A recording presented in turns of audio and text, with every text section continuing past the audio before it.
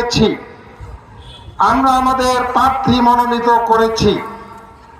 অতএব এর দ্বারা বোঝা যায় বাংলাদেশে এ যাবৎ পর্যন্ত একটি দলই শুধু এই জাতীয় এবং স্থানীয় নির্বাচনে প্রার্থী মনোনয়ন দিতে পেরেছে এবং দিয়েছে। 2 নাম্বার কথা হচ্ছে যে আমরা 54 বছরে আমরা অনেক দলের শাসন দেখেছি, অনেক ইস্তেহার শুনেছি, সেখানে আমরা অনেক ভালো কথা শুনেছি, কিন্তু মানুষের ভাতের অধিকার, ভোটের অধিকার, ন্যায় বিচারের অধিকার উন্মুক্ত পরিবেশে সকল এই দেশে ছিল না। সম্মানিত ভাইয়েরা আমার, শুধু তাই নয়, তারা অনেক ভালো কথা বললেও আমাদের কাছে মনে হয়েছে যে খুন, গুম, রাজধানী, ছিনতাই, ধর্ষণ এটাই হলো তাদের দর্শন।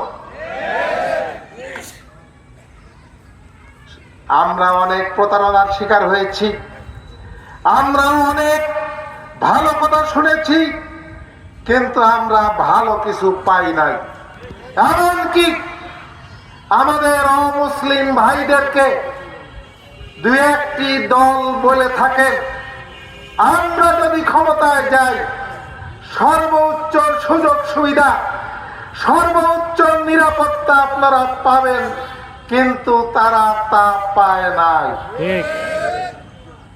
সম্মানিত ভাইরা আমার, আসুন আগামী দিনে ওই ওয়ার্ড মেম্বার থেকে শুরু করে ইউনিয়ন চেয়ারম্যান, পৌরসভার চেয়ারম্যান, উপজেলার চেয়ারম্যান, ভাইস চেয়ারম্যান এবং সংসদ সদস্য সহ সংখ্যাগরিষ্ঠ পদে আমরা যদি ভোট দিয়ে নির্বাচিত করতে পারি, অবশ্যই এই দেশ সোনার দেশ, অবশ্যই এই দেশ শান্তিপূর্ণ বাংলাদেশ, দুর্নীতিমুক্ত বাংলাদেশ, ক্ষুধা দারিদ্র মুক্ত বাংলাদেশ আমরা গঠন করতে সমর্থ হব ইনশাআল্লাহ।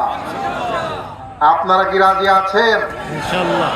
তাই আসুন আমরা একটি সুন্দর সোনার বাংলা আমরা তৈরি করি।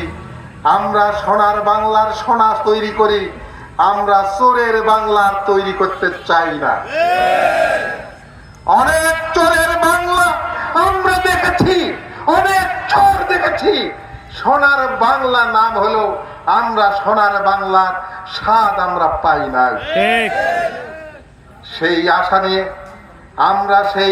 নিয়ে আমাদের বুক ভরা শক্তি এবং সাহস নিয়ে আগামী দিনে ইনশাআল্লাহ এই দেশের জনগণ যদি আমাদেরকে সমর্থন করে, তাহলে অবশ্যই ইনশাআল্লাহ সোনার বাংলা কাকে বলে, একটি ইনসাফপূর্ণ ন্যায় বিচারপূর্ণ বাংলাদেশ কাকে বলে, সেটা আমরা ইনশাআল্লাহ দেখা দেওয়ার চেষ্টা করব ইনশাআল্লাহ।